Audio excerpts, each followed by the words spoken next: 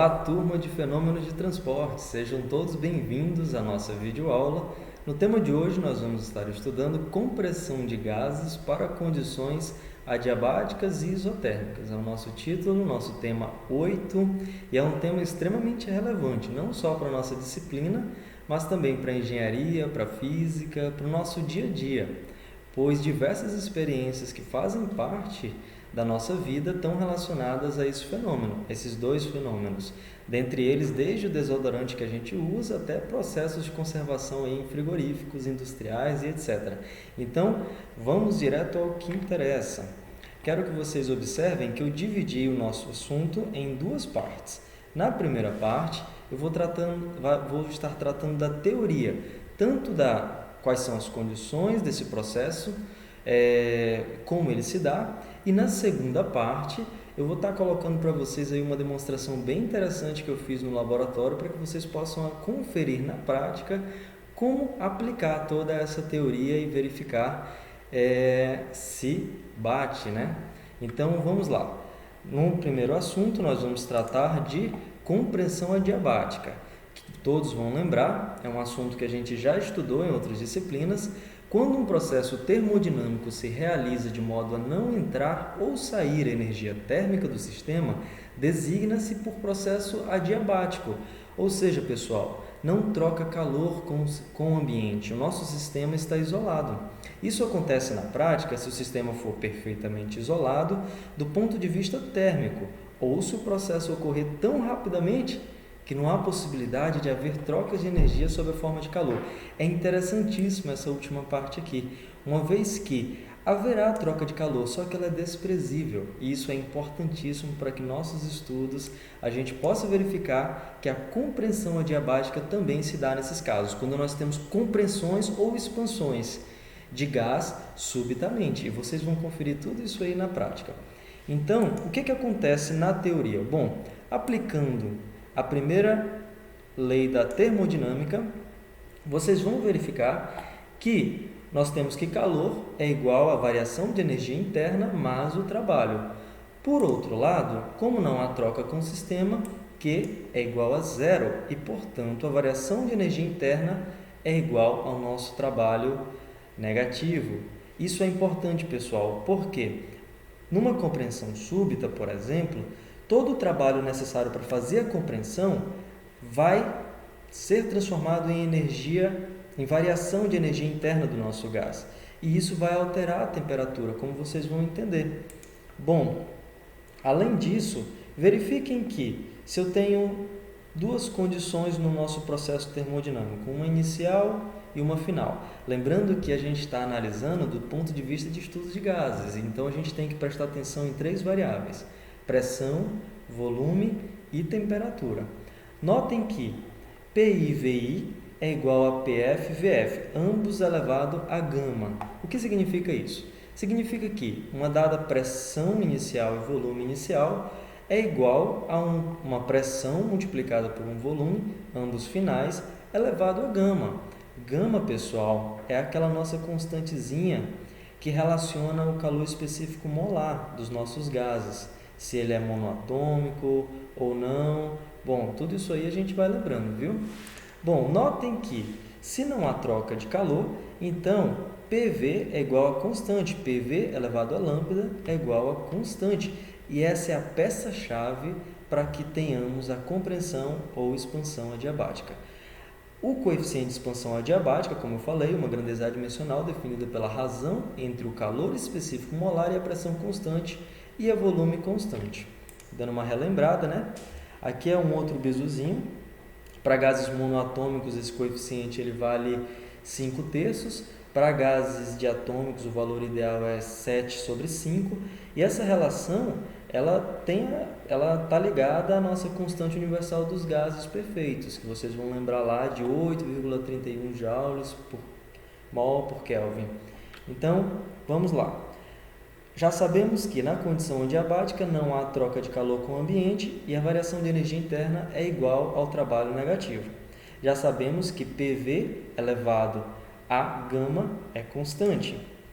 Dá para exemplificar isso na prática? Dá sim, pessoal, claro que dá. Todo mundo vai lembrar dos aerosóis, dos nossos sprays. Eu tenho um aqui. Vocês já notaram, e por diversas vezes, que quando a gente aciona o nosso aerosol, pessoal, para fazer aqui, não é para fazer na cara não, porque isso aqui mata, viu? Inclusive, em alguns anos atrás aí, infelizmente, alguns jovens morreram colocando isso na boca. Não é para fazer isso. Quando a gente aciona o nosso aerosol, o que vocês notam de imediato? Que fica gelado, a temperatura cai, não é? É uma experiência bem interessante, porque na prática isso é uma expansão adiabática, que é o análogo inverso da compressão adiabática. Então vocês já têm aí um equipamento de casa que vocês podem estar testando. Não confundir, pessoal, com o efeito Joule-Thomson. Eu vou comentar rapidinho porque eu não vou aprofundar.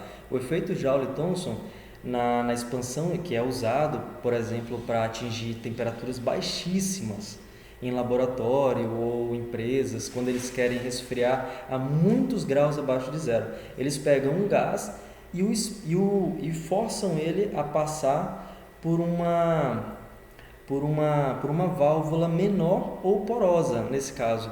E fazendo isso eles conseguem reduzir a temperatura ou aumentar, é fantástico. Mas isso é o efeito Joule-Thomson. Nós estamos tratando de compreensão adiabática, que é PV elevado a gama igual a constante. Aqui nesse slide eu passei, vocês têm aqui o exemplo também bem prático do nosso dia a dia, os motores a combustão, como os motores a gasolina, que a gente tem aí nos carros e motocicletas do nosso dia a dia. Internamente, o processo, que é o ciclo de Otto, que vocês já ouviram falar, ele funciona basicamente com expansão e compreensão adiabática. No primeiro ciclo aqui, quando o nosso pistão, a nossa válvula de admissão abre, né? Entra uma mistura de ar com combustível. Nós vamos ter aqui, nesse momento, uma admissão isobárica. Num segundo momento, nós vamos ter uma compreensão adiabática, isto é, as válvulas vão se fechar e o gás vai ser comprimido. O nosso virabrequim vai estar em movimento, né? Em seguida, nós vamos ter uma combustão, que seria a expansão adiabática. Nesse momento, a vela de ignição do nosso automóvel, motocicleta, aciona uma pequena explosão que provoca a expansão súbita desse nosso gás e, portanto, causa a nossa expansão adiabática. E, por fim, uma expansão isobárica, que é quando a válvula de escape abre e esses gases são liberados, já incinerados, né, e vão para o escapamento do nosso veículo. Bom, notem que nós temos aqui uma compreensão e uma expansão adiabática, ou seja, a compreensão súbita e expansão súbita desse nosso gás. E nessas condições nós temos uma variação de pressão e volume que a gente já viu que PV elevado a gama é constante. Aqui, vocês têm uma visualização mais prática disso que eu coloquei, do diagrama anterior, né? Aqui vocês têm um corte transversal de um motor, vocês podem ver o pistão e onde ocorre essa compressão e essa expansão, ok? Aqui é uma visão aqui mais familiar, né? Quando se abre o capô do carro, obviamente eu gostaria de estar abrindo também um capô de carro como esse aqui, né? Um motor V8, isso significa que ele tem 8 cilindros e em cada cilindro desse ele tem um pistão. Então vamos lá, onde ocorrem essas compreensões aí. Então, dando continuidade, tem um pequeno mapa mental aqui, bem tranquilo, que resume isso que eu acabei de falar. Na transformação adiabática não ocorrem trocas de calor, importantíssimo. Mesmo assim, e também, de acordo com a segunda lei da termodinâmica, nós vamos ter que, aplicando a primeira e a segunda lei da termodinâmica, né, pessoal, só frisando aqui, a variação de energia interna vai ser igual ao trabalho negativo, pois a troca de calor é zero. Mesmo assim, pode haver variações de temperatura e certamente há uma pequena troca dessa energia passa para o ambiente. Não são condições ideais. E geralmente são expansões ou compressões muito rápidas, não havendo tempo para trocas de calor. No final do vídeo, quando vocês visualizarem a prática dessa experiência, vocês vão notar isso com bastante facilidade e fixar. Pode ocorrer também se um corpo estiver inserido em um isolante térmico e a temperatura cai, o gás realiza trabalho, o exemplo aí do desodorante, vocês podem estar testando em casa. Nas transformações, a variação de temperatura é proporcional à variação de energia interna, que é convertida em trabalho. E é importante notar que esse é o gráfico característico desse tipo de fenômeno termodinâmico. Nós temos aqui a pressão, o volume, e ele subitamente cai de um ponto 1 a um ponto 2, ou de um ponto inicial a um ponto final, respectivamente. Ok, pessoal? Dando continuidade, vamos resumir, na compreensão adiabática, ambas a temperatura e pressão aumentam. De forma análoga, durante a expansão adiabática, a temperatura e a pressão diminuem. Notem, pessoal, que nós temos aqui duas isotérmicas. Essas curvas aqui, isotérmicas, que a gente pode chamar também, elas vão estar presentes no nosso próximo tópico. E já notem a diferença. Essa curva aqui no centro é a da compreensão adiabática. Tanto a pressão e o volume mudam nos dois casos, mas a temperatura continua constante, ok? Nesse gráfico aqui fica bem evidente também. A temperatura não fica constante, na verdade, né? Ela vai alterar a variação de energia interna do nosso gás, e essa variação de energia interna, que está medindo a agitação das moléculas do gás, está relacionada à temperatura, mas calmem aí, vamos já chegar lá. Dando continuidade, eu tenho aqui um pequeno exercício, né? Aplicando as fórmulas que a gente já viu. Bom, vamos lá. Um gás ideal de volume V1 em temperatura inicial T1 sofre uma expansão adiabática até que seu volume final seja 9 vezes maior que seu volume inicial. Sua pressão final P2 e sua temperatura final T2. Sendo o nosso gama aqui, pessoal, Cp dividido por CV igual a 3 sobre 2. Para esse gás, determine a razão entre as pressões iniciais e finais desse gás, a razão entre as temperaturas finais e iniciais desse gás. Pessoal, é bem tranquilo. Qual é a fórmula que relaciona pressão? Vocês já viram? É PI, VI elevado a lambda, ok? Então, basta aplicar os dois casos. Aplicar a situação número 1 e que ele não sofreu expansão, e a situação número 2, após a expansão. Substituindo os valores e sabendo que o volume final é 9 vezes maior que o volume inicial, nós vamos ter isso aqui. Resolvendo para P1 dividido por P2, nós encontramos a razão e respondemos a questão. P1 sobre P2 igual a 27. Da mesma forma, a razão entre as temperaturas finais e iniciais desse gás, nós vamos estar aqui através da equação dos gases ideais. Todo mundo lembra lá de PV igual a nRT. Nós vamos ter aqui P1V1 sobre T1 igual a P2V2 sobre T2. Lembrando que aqui nós temos a equação de Boyle-Marriott com Gay-Lussac já definidas. A gente sabe que P1 vale isso e V2 vale isso da equação anterior. Então a gente substitui e nós obtemos T1 sobre T2 igual a 3 e nossa questão está resolvida aí bem tranquilo. Então, dando continuidade, sem perca de tempo, vamos agora para a compreensão isotérmica. Que processo seria esse? Pessoal, de forma simples e fácil de entender. A compreensão adiabática, ela é bruta, ela é súbita. Seja ela a expansão ou compressão, ela é súbita, na maioria das vezes. Por outro lado, a compreensão isotérmica, ela também mantém PV constante. Por outro lado, a temperatura fica constante. Então, não necessariamente um processo adiabático será um processo isotérmico e vice-versa, porque a diferença entre eles é que no isotérmico a temperatura fica constante, diferentemente do processo adiabático. Olhem aí na figura que nós temos aqui um volume inicial, aí nós vamos aumentando esse volume vagarosamente através do movimento do nosso êmbolo móvel, que é esse objeto cinza, e nós obtemos um volume maior. Notem que a temperatura permaneceu igual. Isso é a palavra-chave quando o assunto é processo isotérmico. Então, vamos lá. Trata-se de um processo termodinâmico, na qual a temperatura do sistema permanece constante. Já mostrei aqui para vocês, né? E, de forma resumida, né, em um processo isotérmico não há alteração na energia interna, porque ΔT é igual a zero. Nesse caso, a energia interna do nosso gás ela vai permanecer zero, a variação, dado que a variação de temperatura é zero. E como o nosso sistema está isolado, digamos assim, Nós vamos estar medindo a temperatura pela agitação das moléculas. Pessoal, para que isso fique mais claro para todo mundo, eu quero que vocês observem na simulação como fica aqui embaixo. Eu tenho aqui um simulador.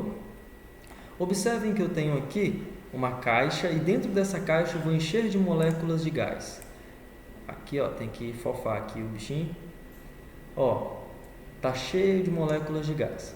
Observem que a minha temperatura está num valor. Se eu reduzo o volume de confinamento desse gás, olha o que acontece. Perceberam? O meu gás está muito mais agitado. As partículas estão colidindo com mais frequência, batendo na parede.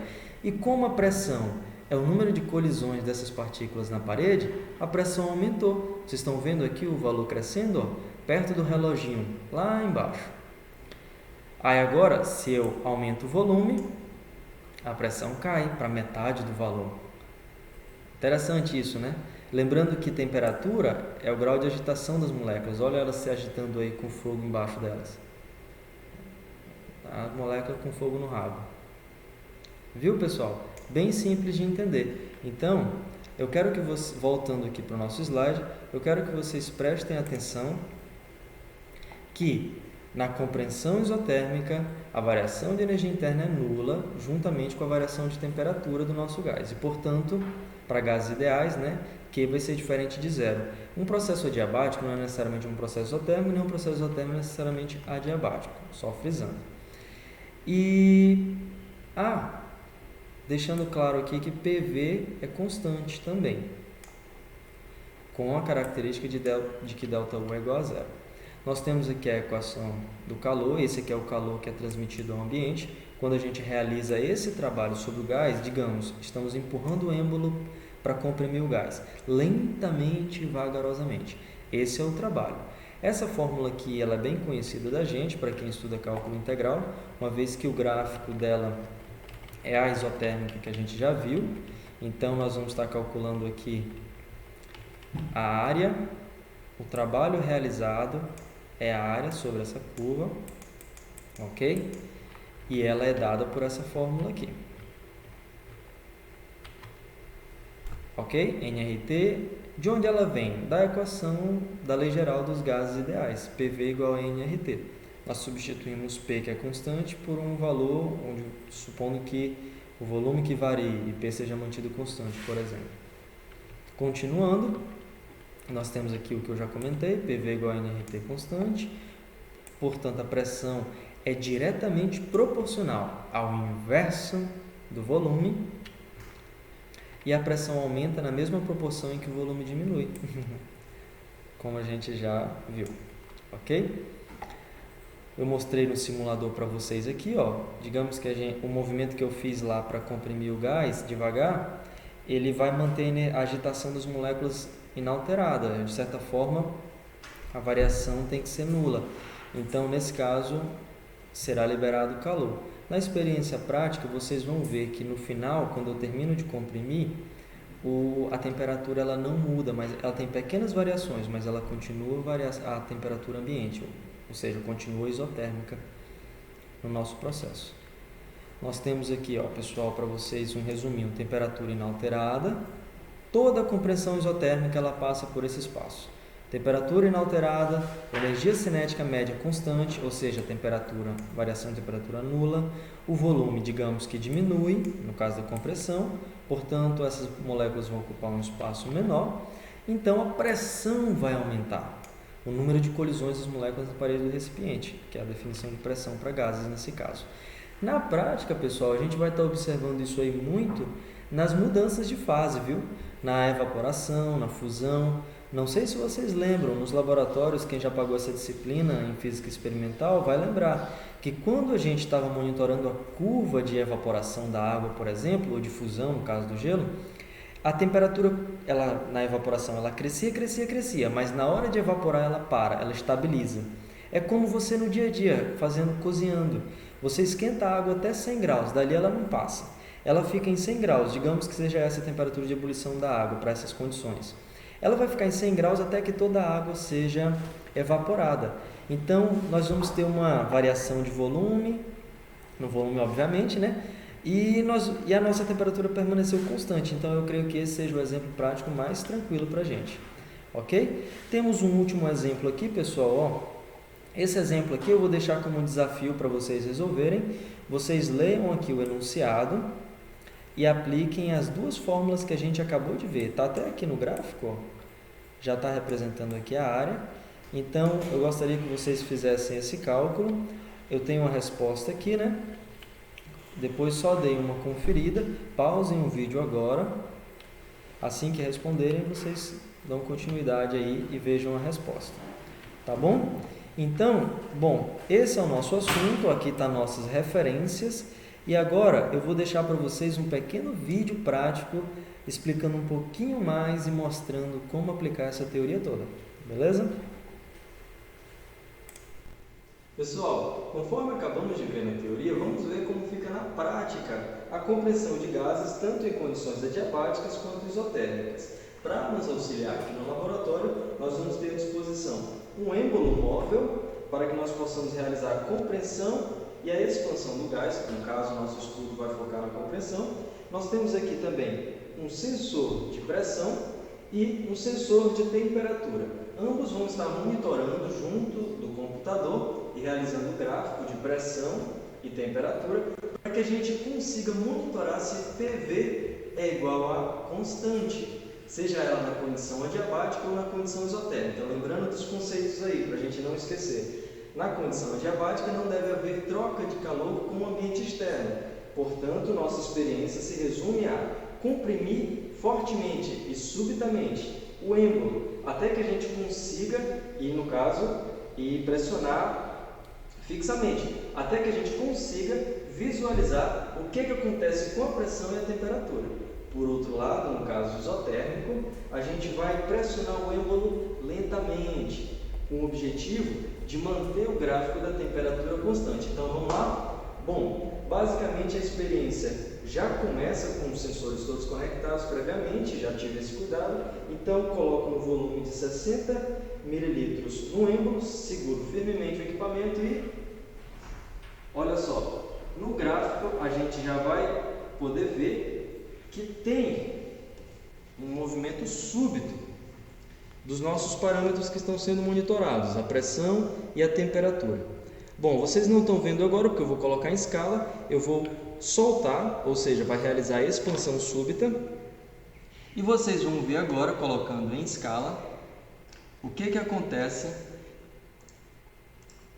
com os nossos gráficos. Vocês podem verificar aqui que a partir da compressão súbita, o aumento de pressão teve um pico e a temperatura também. Nesse momento, o calor trocado com o ambiente foi praticamente desprezível, ou seja, condições perfeitas para realizar a compressão adiabática. Notem que a temperatura rapidamente voltou para a temperatura do ambiente. Isso acontece porque o êmbolo não está isolado termicamente, então nós não conseguimos manter a temperatura alta porque já há trocas com o ambiente, exceto na condição súbita. E no momento que eu removi a pressão sobre o êmbolo, vocês podem notar que a pressão voltou à inicial, seu valor inicial. Por outro lado, um detalhe magnífico, a temperatura reduziu, caiu aí cerca de 10 graus, até que ela retornasse novamente. Percebam aqui que ficou muito simples e fácil de visualizar toda a teoria que vocês acabaram de ver junto comigo. Agora, no caso da compressão isotérmica, nós vamos realizar um trabalho muito mais simples. Eu desconecto o sensor de pressão, coloco no volume de 60 ml e, diferentemente da compressão adiabática, nós vamos realizar uma pressão constante, incremental, suave, para que a temperatura fique constante. Vocês vão notar que a pressão aumenta, porque eu estou reduzindo o volume onde as moléculas do gás, que no caso é o ar, podem se movimentar.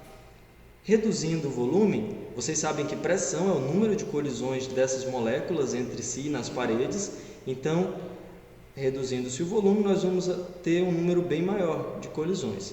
A temperatura, ela está oscilando, porque obviamente não está em condições ideais, mas ela está se mantendo constante. mas visivelmente a pressão está aumentando. Bom, essa é a experiência da compreensão isotérmica. A pressão aumenta, a temperatura permanece igual e o volume diminui. Isto é, a pressão aumenta proporcionalmente à redução do volume. Bom, pessoal, vocês viram que a experiência é bem tranquila, é bem simples e demonstra claramente a teoria que a gente acabou de estudar. Fico feliz que vocês tenham visto e acompanhado o vídeo aqui comigo. E é isso, dúvidas vocês podem estar colocando lá no grupo, que eu vou estar à disposição para ajudar, tá bom? Obrigado, até mais. Tchau!